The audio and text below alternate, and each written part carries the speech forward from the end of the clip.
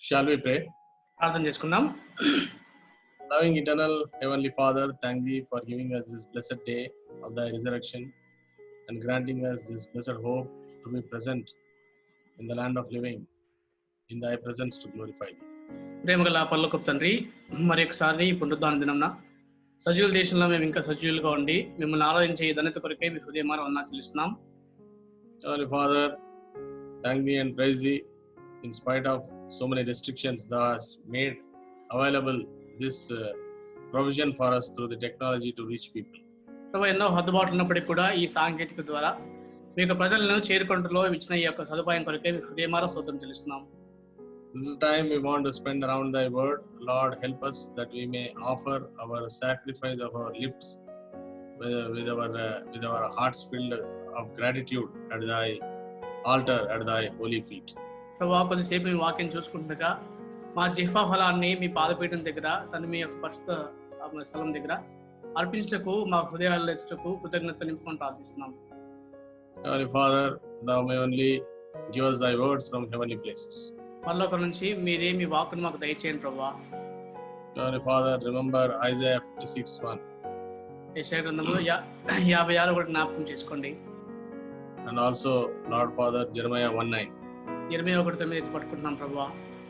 Heavenly Father, Thy words may be imputed in our mouth. మీ మాటలు మన నోట ఉంచండి ప్రభువా. And also Isaiah 51:16. యెషయా 51:16 కూడా ఎత్తి పట్టుకుంటున్నాం.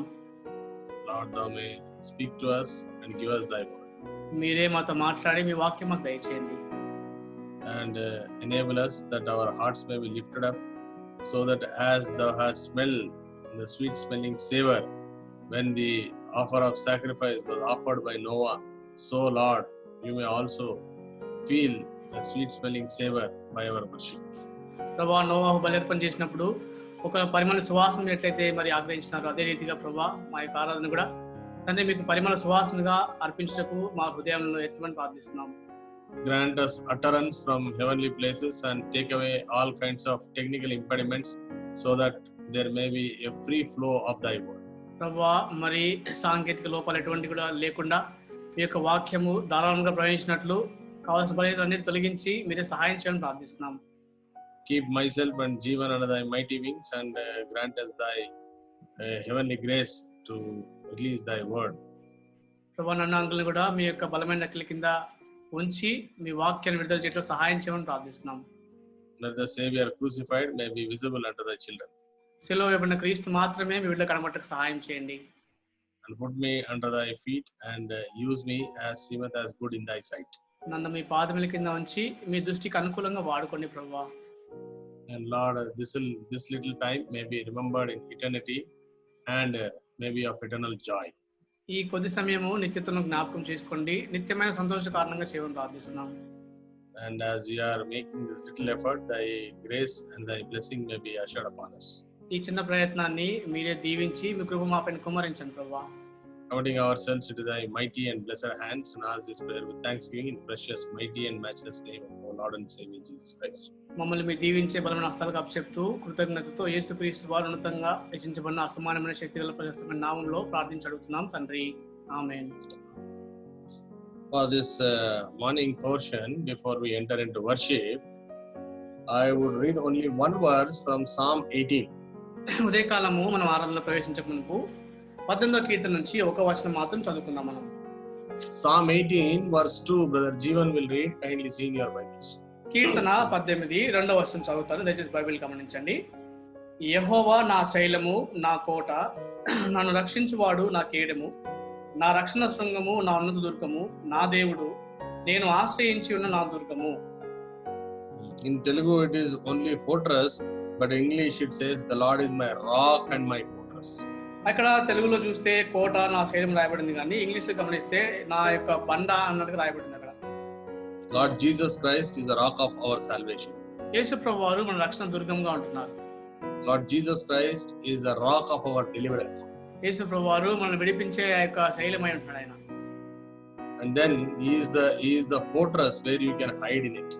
మనము దాగి ఉండడానికి వీలైన కోటగా ఉంటున్నాడు ఆయన మనకి. This psalm was penned by King David after he has defeated all his enemies, or God delivered all his enemies into his hands. ఈ కీర్తన దావీదు తన శత్రువులన్ని చేతుల నుంచి దేవుడు విడిపించిన తర్వాత రాసిన కీర్తనగా ఉంటుంది. And in every circumstances, even from his enemy like Saul, and even from very dangerous enemies like the people who have attacked them, and Amalekites who wanted to destroy him, all these enemies have now been destroyed by the hands of God. అక్కడ ప్రతి ఒక్క శత్రువు గమనిస్తే సౌలు శత్రువుగా ఉన్నప్పుడు, లేకపోతే అమాలేకులు దండెత్తి దాడి చేయాలనుకున్నప్పుడు, అలా తనకున్న శత్రువులన్నిటి నుంచి కూడా దేవుడు తన విడిపించిన తర్వాత రాసిన కీర్తన. This is an experiential psalm where King David is saying that he is a rock of salvation. ఇది ఒక అనుభవం పూర్వకంగా రాయబడిన కీర్తన. దావీదు దేవుడిని శైలంగా చూసిన కీర్తన ఇది. Why he is called the rock of salvation is we need to turn for our experience Exodus chapter 17. ఆయన ఎందుకు రక్షణ దుర్గం అంటున్నాడంటే మనం అర్థం చేసుకోవడం వరకు నిర్గమకాండం 17వ అధ్యాయం చూసుకుందాం. 17 of Exodus నిర్గమకాండము 17వ అధ్యాయము and verse 6. 6వ వచనం. If you see Exodus chapter 17 verse 6, brother read kindly. నిర్గమకాండం 17:6, ఇదిగో అక్కడ హోరేబులోని బండ మీద నేను నీకు ఎదురుగా నిలిచెదను, నీవు ఆ బండను కొట్టగా ప్రజలు త్రాగుటకు దానిలో నుండి నీళ్లు బయలుదేరినని మోషేతో సెలవీయగా మోషే ఇశ్రాయేలు పెద్దల కళ్ళెదుట అతడు చేశాను. He is the smitten rock. ఆయన కొట్టబడిన బండగా ఉంటున్నాడు అక్కడ. And they were wandering in the wilderness. అరణ్యంలో సంచారం చేస్తున్నప్పుడు, and they were weary and thirsty. వాళ్ళు అలసిపోయి దాహంతో ఉన్నప్పుడు, not having any other relief, then he was to be smitten to give us relief. వాళ్ళకి ఎటువంటి నివారణ లేనప్పుడు ఆయన కొట్టబడిన బండగా వాళ్ళకందరికీ ఆదరణ ఇచ్చినవాడుగా ఉంటున్నాడు. He was smitten on the cross of Calvary. Calvary శిలువలో యేసు వారు కొట్టబడ్డారు ఆయన. Because he was smitten on the cross of Calvary, and we have got a great relief, and we can draw from the wells of his salvation the water of satisfaction. అయితే ఆయన కల్వారిలో కొట్టబడిన బండగా ఉంటున్నాడు కాబట్టి ఆయన రక్షణ బావుల్లోంచి మనం తోడుకోవచ్చు ఆయన సంతృప్తిని. Isaiah chapter 12. యెషయా గ్రంథం 12వ అధ్యాయం గమనిస్తే, యెషయా గ్రంథము chapter 12 and verse 3. 12వ అధ్యాయం 3వ వచనం. Therefore with joy shall ye draw waters out of the wells of salvation. కావున మీరు ఆనందపడి రక్షణాధారములైన బావుల్లో నుండి నీళ్లు చేదుకొందురు. Would you know how this wells of salvation has emerged? ఈ రక్షణ బావులు ఎట్లా వచ్చినాయో తెలుసా మనకి? The rock had to be smitten. ఆ యొక్క బండ అనేది కొట్టబడాలి on the cross of Calvary. Calvary శిలువలో. With a great doxology in this, if you turn to John's Gospel chapter 19, దీంట్లో క్రీస్తుని గురించిన సిద్ధాంతం మనకు కనిపిస్తుంది. యోహాను సువార్త మనం గమనిస్తే ఒకసారి in verse 31, when he was already on the cross, Jews come to Pilate and say, kindly break his legs. 18వ అధ్యాయం 31వ వచనం గమనిస్తే ఆయన శిలువలో ఉన్నప్పుడు యూదులు వచ్చి పిలాతు దగ్గరికి వచ్చి ఆయన కాలు విరగొట్టమని అక్కడ మనవి చేద్దాం అనుకుంటారు అక్కడ. They wanted to break the bones. This was the last attempt of the Satan, so that he will not qualify as a sacrifice because his bones are broken. ఆయన పస్కా బలిపశుగా ఉండడానికి అర్హత లేని విధంగా ఆయన కాళ్ళు ఆయన వెముకలు విరగొట్టాలని చెప్పి సాతాను చేసిన చివరి ప్రయత్నంగా మనకు కనిపిస్తే ఈ వచనం. And then what happens is the soldier goes and breaks the first person's legs. అక్కడ సైనికుడు వెళ్ళి ఆ మొదటి దొంగ కాలు విరగొడతాడు. That we read in verse 32. 32వ వచనం చదువుతాం మనకు అది. And the other thief's legs. తర్వాత ఇంకొక దొంగ కాలు కూడా విరగొడతారు అక్కడ. But when he goes to him in verse 34, we see one of the soldier with a spear pierced his side, forthwith came out water and blood and water. అక్కడ 19వ అధ్యాయం 34వ వచనం మనం గమనిస్తే సైనికుల్లో ఒకడు ఈటెతో ఆయన ప్రక్కను పొడిచెను, వెంటనే రక్తమును నీళ్లను కారెను. Beloved, that is the cleft which gives us the well of waters of salvation. మనకు ఈ బావులు అంటే నీళ్లు ఇచ్చే ఈ యొక్క రక్షణాధారణ బావులు అంటే ఆ కొట్టబడిన ఆ రాతి ఆ బండ సందులో అక్కడ మనకు కనిపిస్తుంది. And then you see that when the spear was pierced, there came blood and water. అక్కడ ఈటతో పొడిచినప్పుడు రక్తము నీళ్లు అక్కడ కారినాయి. The combination of blood and water brings or emerge into a bride of Lord Jesus Christ. ఈ యొక్క రక్తము తర్వాత నీళ్లు వీటి యొక్క కలయిక ద్వారా క్రీస్తు యొక్క వధువు అక్కడ ఏర్పడటం మనకు కనిపిస్తుంది. First man, when his wife was to be brought, he was made to sleep and his rib was taken from his side. మొదటి మానవుడికి తన యొక్క భార్యను తీసుకురావాల్సిన పరిస్థితి వచ్చినప్పుడు గాఢనిద్రలోకి వెళ్ళిపోయిన తర్వాత పక్క టెంపుల్లోంచి ఆ స్త్రీని తీసుకొచ్చిన దేవుడు. He was also unconscious. అప్పుడు అక్కడ కూడా ఆయన అపస్మారక స్థితిలో ఉంటున్నాడు. In John Gospel 19, Lord Jesus Christ also is unconscious on the cross of Calvary. యోహాను సువార్త 19వ అధ్యాయంలో కూడా యేసు ప్రభువారు ఆ యొక్క సిలువలో కూడా స్పృహ లేని పరిస్థితిలో ఉంటున్నారు అక్కడ. There the rib was taken, here the cleft was made in the rock. అక్కడ గమనిస్తే ఆదాము నుంచి అయితే పక్క టెముక తీయబడింది, ఇక్కడైతే ఆ బండ నుంచి ఒక సందు చేయబడింది. అక్కడ గమనిస్తే Lord, what a wonderful provision and what a great doxology we have here. ఎంత అద్భుతమైన సదుపాయము, ఎంత గొప్ప క్రీస్తు గురించి సిద్ధాంతం అనుకుంటుంది ఇక్కడ. And this prophetically Isaiah writes before the birth of Lord Jesus Christ about 800 years ago, saying that we worship him for he has made so that we could draw the joy of salvation from the cleft made in Lord Jesus Christ. ఈ విషయాన్ని యెషయా ప్రవక్త 12వ అధ్యాయంలో యేసు ప్రభువారు జన్మించకుండా 800 సంవత్సరాల పూర్వమే ప్రవచన రీతిగా ఆ రక్షణాధారమైన భావాలను చేదుకొని రాస్తూ వచ్చినాడు అక్కడ. Not only that, Apostle Paul writes with great understanding in 1 Corinthians chapter 10. అయితే అపోస్తలుల పౌలు కూడా గొప్ప గ్రహింపుతో మొదటి కొరింథీ పత్రిక 10వ అధ్యాయం రాస్తూ వస్తాడు ఈ విషయాన్ని. Apostle Paul, being the expert in Old Testament, he writes wonderfully, having all these experiences and prophetic things in his mind, and says that in 1 Corinthians chapter 10 verse 4, he says, and did all drink the same spiritual drink, for the drank of the spiritual rock that followed them, and the rock was Christ. అపోస్తలుల పౌలు పాత నిబంధనలో ఎంతో పాండిత్యం కలిగి ప్రవచనాలు ధర్మశాస్త్రం అంతా బాగా ఎరిగిన వాడై ఉండి ఆయన ఇక్కడ 10వ అధ్యాయం 4వ వచనంలో ఏం రాస్తాడంటే, అందరూ ఆత్మ సంబంధమైన ఒకే పానీయంను పానం చేసిరి, ఏలయనగా తమ్ముడు వెంబడించిన ఆత్మ సంబంధమైన బండలోని త్రాగిరి, ఆ బండ క్రీస్తే. How did they drink? ఎట్లా తాగిరి వాళ్ళు? The rock has to be smitten. ఆ బండ కొట్టబడాలి. Once again we will go to Exodus chapter 17. మరి ఒకసారి నిర్గమకాండం 17వ అధ్యాయం చూద్దాం. 17 and verse 6. 17:6 గమనిస్తే once again we will see that verse. మరి ఒకసారి వచనం చూద్దాం. It says that, behold, I will stand before thee there upon the rock in Horeb, and thou shalt smite the rock. ఇదిగో అక్కడ హోరేబులోని బండ మీద నేను నీకు ఎదురుగా నిలిచెదను, నీవు ఆ బండను కొట్టగా. You have to smite the rock. ఆ బండను కొట్టాలి నువ్వు. He's been smitten. Because he is smitten, we are able to draw the waters of salvation from him. ఆయన కొట్టబడాలి, ఆయన కొట్టబడ్డాడు కాబట్టి ఆ రక్షణాధారమైన బావుల నుంచి నీళ్లు చేరుకోగలిగాం మనం. What is the meaning of cleft of the rock? ఆ బండ సందు అంటే అర్థం ఏంటి? It is the separation from the main rock. అంటే ఆ యొక్క మూల ముఖ్యమైన రాయి నుండి ఈ యొక్క రాయి వేరు చేయబడాలి. Lord Jesus Christ is an inseparable one in the Holy Trinity from eternity past to eternity future. యేసుక్రీస్తు ప్రభువారు ఆ యొక్క త్రిత్వంలో అనాది నుంచి కూడా భవిష్యత్తు యుగయుగముల వరకు కూడా ఎన్నడూ త్రిత్వం నుంచి వేరు చేయబడిన దేవుడు. But how will the cleft be made? అయితే ఇప్పుడు అట్లా పరిస్థితి ఉంటే ఈ సందు ఎట్లా కలుగుతుంది ఇప్పుడు? Because he was become sin on the cross of Calvary. 2 Corinthians chapter 5 verse 21 says, one who never knew sin had become sin. 2 కొరింథీ 5వ అధ్యాయం 21వ వచనంలో గమనిస్తే అక్కడ పాపం ఎందుకనగా మనం ఆయన యందు దేవుని నీతి అన్నట్లు పాపం ఎరుగని ఆయనను మన కోసం పాపముగా చేసెను. Because he became sin, ఆయన పాపముగా చేయబడ్డాడు కాబట్టి there was a separation between the Holy Father and the Lord Jesus Christ.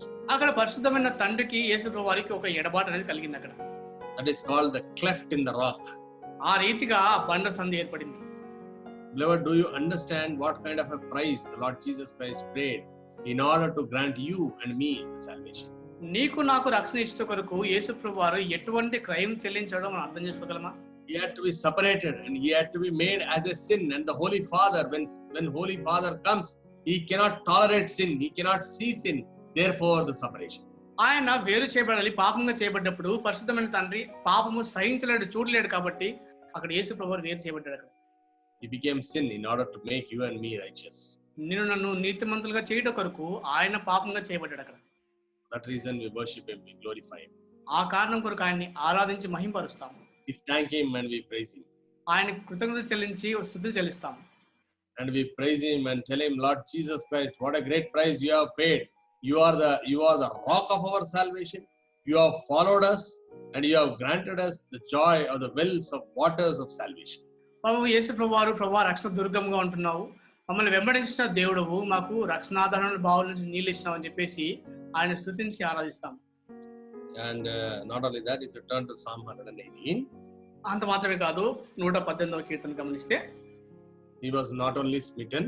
ఆయన కొట్టబడ్డ మాత్రమే కాదు. Psalm 118 and verse 22 says, 118:22 వచనం గమనిస్తే, the stone which the builders refused is become the headstone of the corner. అక్కడ 118:22 వచనం మనం గమనిస్తే, ఇల్లు కట్టువారు నిషేధించిన రాయి మూలకు తలరాయి ఆయను. He's been rejected by the Jews. ఆయన యూదుల ద్వారా తిరస్కరించబడి నిషేధించబడ్డాడు. ఆయన he's been rejected by the world. ఆయన లోకం ద్వారా తృణీకరించబడ్డాడు. ఆయన he's been rejected by the people when he came to offer salvation. రక్షణ ఇవ్వడానికి వచ్చినప్పుడు ప్రజలందరి ద్వారా తృణీకరించబడ్డాడు. ఆయన but he prevailed as a cornerstone. అయితే ఆయన మూలరాయిగా ఉంటూ వచ్చాడు. ఇక్కడ Lord, you know the meaning of the cornerstone. మూలరాయి అంటే అర్థం మనకు తెలుసా? Cornerstone is not somewhere in one corner. మూలరాయి అంటే ఏదో ఒక మూలలో ఉండే ఒక రాయి కాదండి. I never knew for many years until I went to Israel in the year 2014 and I have seen that in a place called Caesarea Maritima. Caesarea Maritima అనే స్థలం ఇజ్రాయెల్ దేశంలో 2014 సంవత్సరం నేను వెళ్ళేంత వరకు కూడా దానికి అర్థం నాకు తెలియకుండా ఉండింది. When I went there, they have shown a building where Apostle Paul was kept before he was sent to Rome from the Mediterranean Sea, because this building is on the banks of the Mediterranean Sea. ఈ యొక్క కట్టడము భవనము ఆ మధ్యధరా సముద్రం యొక్క తీరాన ఉంటుంది కాబట్టి అపోస్తలుడు పౌలు రోమాకు పంపించబడక మునుపు ఆ భవనంలో ఉన్న ఆ విషయం గురించి వాళ్ళు చూపిస్తూ వచ్చారు. అక్కడ when they have shown the cornerstone, I was precisely astonished and I was taken aback because the meaning is very startling. గమనిస్తే మూలరాయిని వాళ్ళు చూపించినప్పుడు ఆశ్చర్యచకితునైపోయిన ఒక్కసారి వెనక్కి తగ్గిపడ్డాను నేను. Because the cornerstone will be in the center of the roof. ఆ మూలరాయి అంటే ఎట్లా ఉంటుందంటే ఆ పై కప్పులో అది కేంద్రంలో లేకపోతే మధ్యలో ఉండే రాయిగా ఉంటుంది. And the whole roof will be connected to that. ఆ పై కప్పు అంతా కూడా దానికి అనుసంధానమై ఉంటుంది అక్కడ. If you break that cornerstone in between, the whole roof will collapse down. ఆ మధ్యలో ఉండే ఆ మూలరాయిని కొంచెం మనం కదిలించి దాన్ని విరగొడితే ఆ పై కప్పు అంతా కూడా కూలిపోయేదిగా ఉంటుంది. Beloved, you understand what is the prominence and the preeminence of Lord Jesus Christ in your life and my life. కాబట్టి నీ జీవితంలో నా జీవితంలో యేసు ప్రభువారి యొక్క స్థానము ప్రాముఖ్యత మనకు అర్థమవుతుందా? He's a cornerstone. ఆయన మూలరాయి. But he was a rejected stone. అయితే ఆయన తృణీకరించబడిన రాయి. The Apostle Peter writes in 1 Peter chapter 2 and verse 5. అదే విషయం అపోస్తలుడు పేతురు మొదటి పేతురు గ్రంథము పేతురు పత్రిక 5వ అధ్యాయం రాస్తాడు. Chapter 2 and verse 5. 2వ అధ్యాయం 5వ వచనం. And ye also as lively stones are built up as spiritual house and holy priesthood to offer up spiritual sacrifices acceptable to God by Jesus Christ. యేసుక్రీస్తు ద్వారా దేవునికి అనుకూలములకు ఆత్మ సంబంధమైన బలులను అర్పించుటకు పరిశుద్ధ యాజకులుగా ఉన్నట్టు మీరును సజీవమైన రాళ్ల వలె నుండి ఆత్మ సంబంధమైన మందిరంగా కట్టబడుచున్నారు. Cornerstone, elect, precious, and he that believeth on him shall not be confounded. అక్కడ గమనిస్తే నేను ముఖ్యమును ఏర్పరచబడినదియు అమూల్యమునగు మూలరాతిని సీయోనులో స్థాపించుచున్నాను.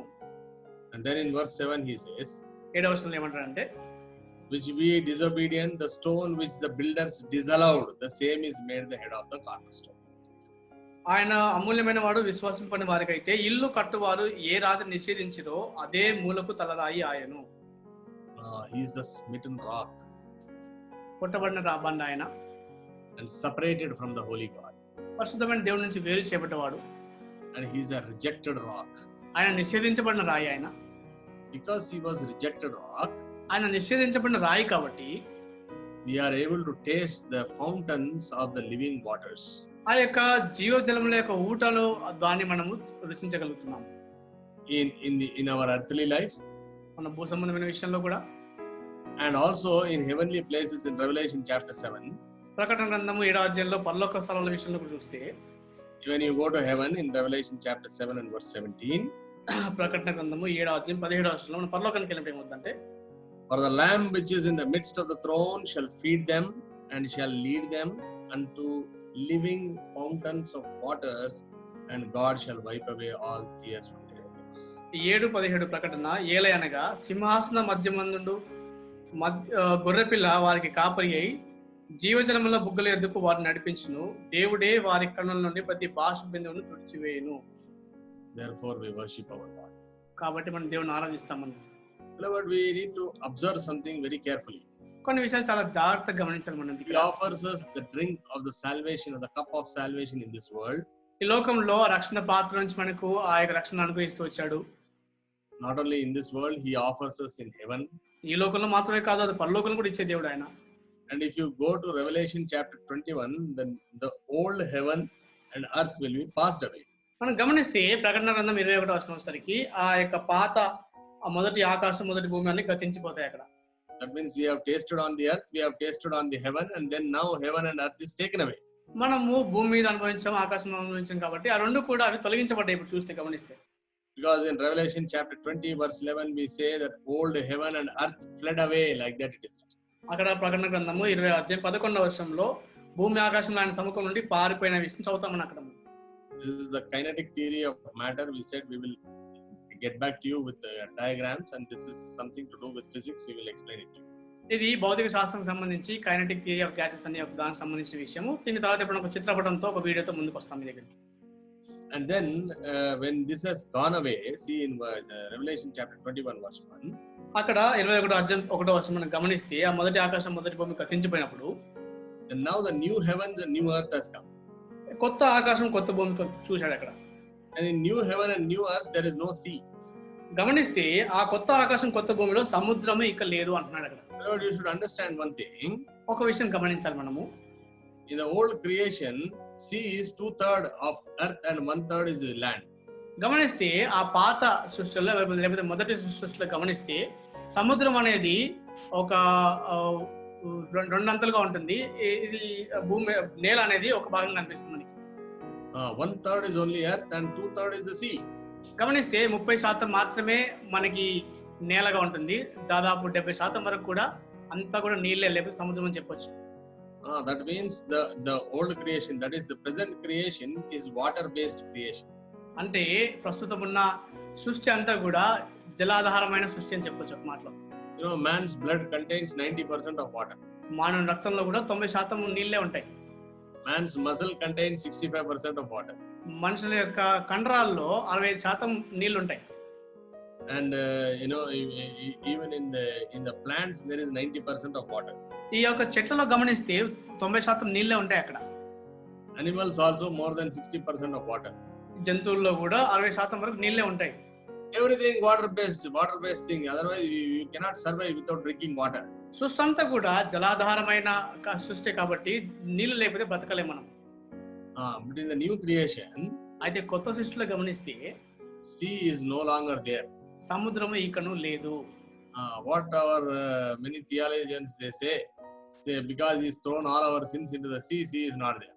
చాలా మంది వేద పాఠం అభ్యసించాలి ఏమంటారు అంటే మన పాపాలన్నీ అక్కడ సముద్రం కాదని పడేసాడు కాబట్టి సముద్రం లేదని చెప్తూ ఉంటారు చాలా మంది. It is not only that. అంత మాత్రమే కాదు, in new creation we are no longer the water based creations. కొత్త సృష్టిలో మనము జలాధారమైన సృష్టిగా ఇక ఉండబోము. Why we are no longer water based creation? ఎందుకు జలాధారమైన సృష్టిగా ఉండబోము మనము? Yet if you go to Revelation chapter 22, అయితే ప్రకటన గ్రంథం 22వ అధ్యాయం గమనిస్తే and verse 1, 1వ వచనంలో and he showed me a pure river of water of life, clear as crystal, proceeding out of the throne of God and of the Lamb. మరియు స్ఫటికము వలె మెరైనట్టి జీవజలముల నది దేవుని యొక్కయు గొర్రెపిల్ల యొక్కయు సింహాసనం వద్ద నుండి ఆ పట్టణపు రాజవీధి మధ్యను ప్రవహించుట ఆ దూత నాకు చూపెను. What is this river then? ఈ నది ఏంటిది? In the new creation, no sea, no water. కొత్త సృష్టిలో జలం లేదు, తర్వాత ఈ సముద్రం లేదు. This is a crystal river of crystal. ఇక్కడ గమనిస్తే స్ఫటికము వల్లే నది అంటున్నారు అక్కడ. What is this? Proceeding from God. అది దేవుడి దగ్గర నుంచి ఆరంభమవుతుంది. Beloved, do you understand what it is? అదేంటో మనకు అర్థమవుతుందా? It is an eternal drink. అది నిత్యమైన యొక్క జలంగా ఉంటుంది. indescribable in human terms. మానవ భాషతో వర్ణించలేనిది. It's made possible because of the cleft in the rock. అది ఆ యొక్క బండ సందుల ద్వారా దాని నుంచి అది చేయబడింది. అది It is possible because the rock was smitten. ఆ యొక్క బండ కొట్టబడింది కాబట్టి ఇది సాధ్యమైంది.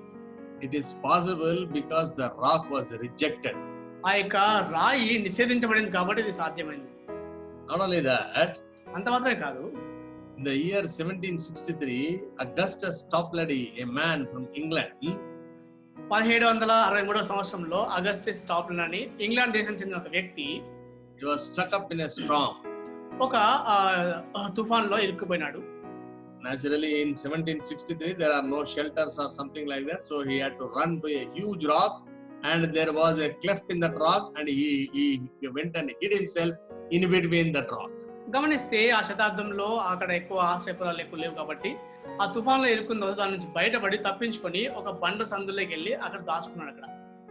And then he penned this beautiful, classic, wonderful hymn called "Rock of Ages, Cleft for Me." అయితే అటువంటి సందర్భంలో అద్భుతమైన బాగా ప్రఖ్యాతిగాంచిన చాలా మధురమైన ఒక కీర్తన ఆ యొక్క బండ సందు గురించి రాస్తూ వచ్చాడు. నాకు కొట్టబడిన రాయి అని చెప్పి రాస్తూ వచ్చాడు.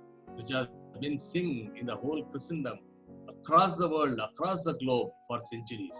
కొన్ని శతాబ్దాలుగా క్రైస్తవ లోకం అంతట్లో కూడా చాలా ప్రఖ్యాతిగాంచి ఎన్నో సందర్భాల్లో పాడిన కీర్తనగా కనిపిస్తుంది ఇంగ్లీష్ భాషలో. Let me read you a couple of lines from that song. ఆ యొక్క పాటలో 2 వచనాలు మనం గమనిస్తే, Rock of Ages, cleft for me. ఆ యొక్క రాయి నాకు కొట్టబడింది. Let me hide myself in thee. నన్ను నేను నీలో దాచుకొని, let the blood from the riven side, ఆ యొక్క గాయపరచబడిన వైపు నుంచి రక్తము, which flowed be of sin the double cure. అయితే అది ప్రవహించిన రక్తము పాపానికి 2 అంతల నివారణ అని చెప్తూ వచ్చింది. Riven meaning split or set apart. ఆ యొక్క రెవెన్ అంటే దానికి అర్థం ఏంటంటే వేరు చేయబడింది, లేకపోతే అక్కడ ఒక ఎడబాటు torn apart from the love of heavenly Father. పరలోకపు తండ్రి ప్రేమ నుంచి ఆయన వేరు చేయబడ్డాడు. Yes, one who never knew sin had become sin. పాపం అంటే ఎన్నడూ ఎరగని దేవుడు మన కొరకు పాపంగా చేయబడ్డాడు. His own creation has rejected him. సొంత సృష్టి ఆయన నిషేధించింది, తృణీకరించింది. He became our cornerstone. ఆయన మనకు మూలరాయి అయినాడు. He gave us the joy of drinking from the wells of his salvation. తన రక్షణాధారమైన బావుల్లోంచి తాగే ఆధిక్యత మనకి ఇస్తూ వచ్చాడు. He has given us from the river of the fountain of life from heaven. ఆ పరలోకపు జీవపూడైన ఆ నది మనకు అనుగ్రహిస్తూ వచ్చినాడు. And then in the new creation he is going to give us the eternal drink. ఆ నూతన సృష్టిలో ఆ నిత్యమైన జలం మనకి ఇవ్వబోతున్నాడు ఆయన. Not only that he is going to give us another rock. అంత మాత్రమే కాదు, ఇంకొక రాయి మనకి ఇవ్వబోతున్నాడు ఆయన. See Revelation chapter 2, ప్రకటన గ్రంథం 2వ అధ్యాయము verse 17, 17వ వచనము, in the modern portion, and will give him a white stone, and in the white stone a new name written, which no man knoweth, saying, he that receiveth it. అక్కడ మధ్య భాగంలో గమనిస్తే, మరియు అతనికి తెల్లని రాతినిత్తును, ఆ రాతి మీద చెక్కబడిన ఒక పేరుండును, పొందిన వారికే గాని అది మరి ఎవనికి తెలియదు. This is for overcomers. The smitten rock is going to give you a rock. జయించువానికి కొట్టబడిన రాయి ఒక తెల్ల రాత్రి ఇవ్వబోతున్నాడు.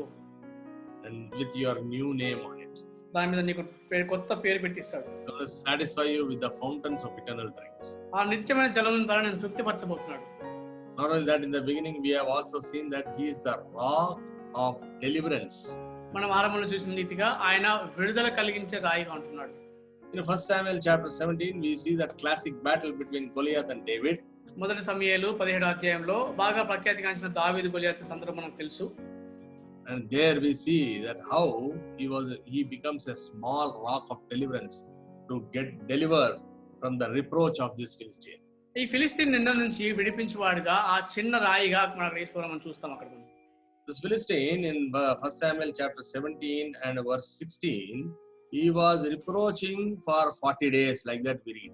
మొదటి సమూయేలు 17వ అధ్యాయం 16వ వచనము, ఫిలిస్తీయుడు దాదాపు మనం చూస్తేనంటే 40 దినాలు అక్కడ ఆ నింద మోపుతూ వచ్చినాడు, ఎగతాళి చేస్తూ వచ్చినాడు, తృణీకరిస్తూ వచ్చాడు. How was this reproach stopped? అది ఎట్లా ఆపివేయబడింది? ఇది by the rock of deliverance, by the 5 smooth stones or rock which was chosen by David and which sunk into his head, and he killed that Goliath. అక్కడ దావీదు ఏరుకున్న 5 నున్నటి రాళ్ళు ఆ విడుదల కలిగజేసే ఆ రాయి ద్వారా అది గొలియాతు నుదుట కొట్టబడినప్పుడు అట్లా విడుదల కలిగింది దావీదు. Beloved, shortly he is going to throw down our accuser. కొద్ది కాలంలో మన అపవాదిని ఆయన తోసివేయబోతున్నాడు. Our reproacher who is reproaching us day and night. మన మీద రేయింబగలు నింద మోపే అపవాది ఆయన. He is going to be thrown down. It was shown to Apostle John in a vision in Revelation chapter 12 verse 10. అయితే ఒక దృశ్యంలో అపోస్తలుడైన యోహానికి ప్రకటన గ్రంథం 12వ అధ్యాయం 10వ వచనం రాయబడిన విషయం అది. He is being the accuser of the brethren will be thrown down. సహోదరుల మీద నింద మోపువాడు తోసివేయబడని చెప్తూ వచ్చింది. By the smitten rock he would give us delivery. కొట్టబడిన ఆ రాయి ద్వారా మనకు విడుదల కలిగజేశాడు యేసు ప్రభువు. Therefore we worship him. కాబట్టి ఆయన ఆరాధిస్తాం మనం. We praise him and we glorify him. స్తుతించి మహిమపరుస్తాం ఆయన మనం. Beloved, he is the rock of ages. ఆయన యుగంలో ఉన్న రాయి ఆయన. He is a rock who is smitten for us. మన కొరకు కొట్టబడిన రాయి ఆయన. He is riven or split for us and therefore given us the fountain of everlasting water of salvation. మన కొరకు గాయపరచబడిన లేకపోతే వేరు చేయబడిన మనకు ఆ యొక్క తృప్తినిచ్చే జీవజలం ఇచ్చిన రాయి ఆయన. Let us lift up our hearts and glorify him and worship him in the light of the word of God. దేవుని వాక్యంలో మన హృదయం లెత్తి ఆయన ఆరాధించి మహిమపరుస్తాము.